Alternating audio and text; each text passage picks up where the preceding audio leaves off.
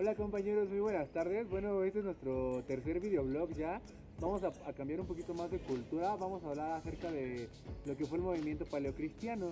Como bien sabemos, pues se deslindó un poquito de Roma y pues empezaron a ser perseguidos, que no era muy bien vista esta religión y tuvieron que como que esconderse, vaya. Entonces vamos a meternos un poquito de eso. Ya cuando fue aceptada, pues bueno, vamos a hablar acerca de una catedral que estuvo que es muy interesante, que es muy extensa y pues ese es nuestro tema básicamente. Somos el equipo Empire. Bueno, hablamos sobre el periodo paleocristiano, que es una forma de entender al arte que intenta dar respuesta a una fe religiosa. En este caso, pues es el cristianismo. Los artistas cristianos buscaban representar una verdad espiritual antes que una realidad física. También es importante mencionar que derivado de esto, del paleocristianismo, vamos a hablar sobre la iglesia de Santa Sofía. ¿Qué nos puedes decir, Sam? Pues la iglesia de Santa Sofía, de hecho vamos a hacer una corrección porque en el video de ayer estuvimos hablando un poquito del Panteón de Agripa. Dijimos que tenía la cúpula más grande del mundo, literal.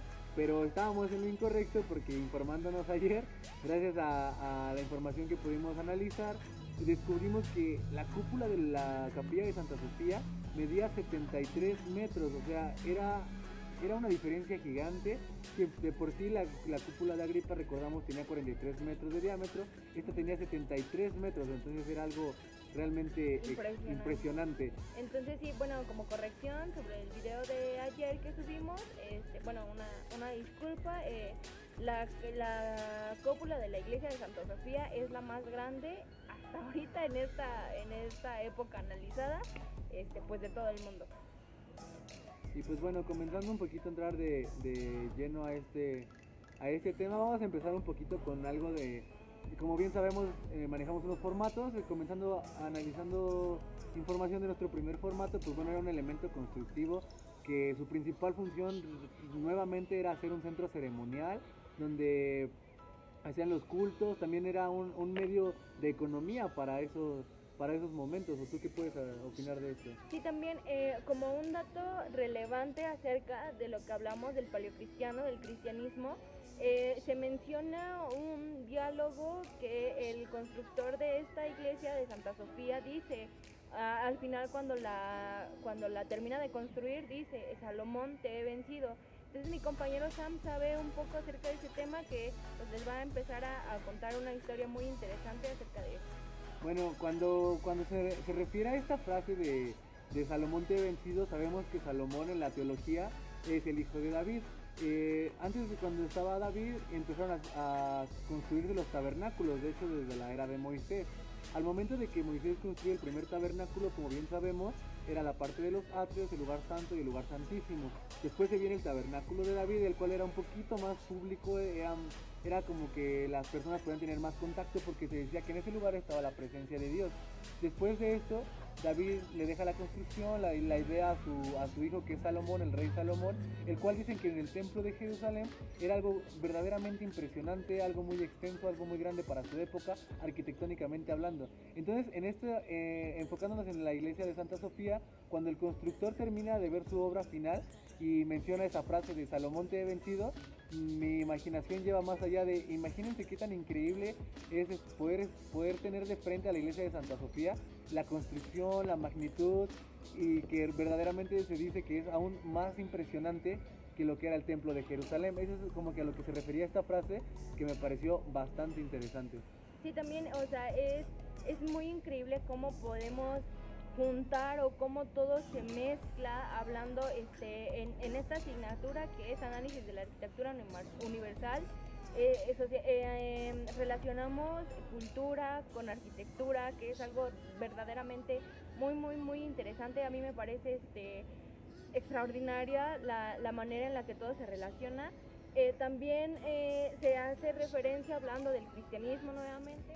Bueno, pues también un dato muy interesante es que hay una leyenda que dice que el emperador dormía ahí en la edificación para analizar el trabajo de los obreros, que fuera más eficaz, fuera más rápido. También es muy interesante que esta construcción fue en un tiempo récord, fue del año 332 al 337, o sea, solamente 5 años para construir algo tan monumental, tan grande, tan grueso, tan fuerte. Entonces es algo muy, muy, muy sorprendente.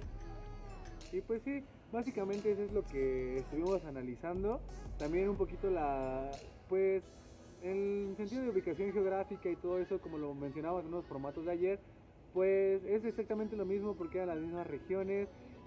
Cabe recalcar un poquito que su infraestructura sí era algo sorprendente, era algo de lo que se tiene que recalcar porque hasta la fecha inclusive se sigue utilizando pues como museo, como algo funcional aún a la fecha.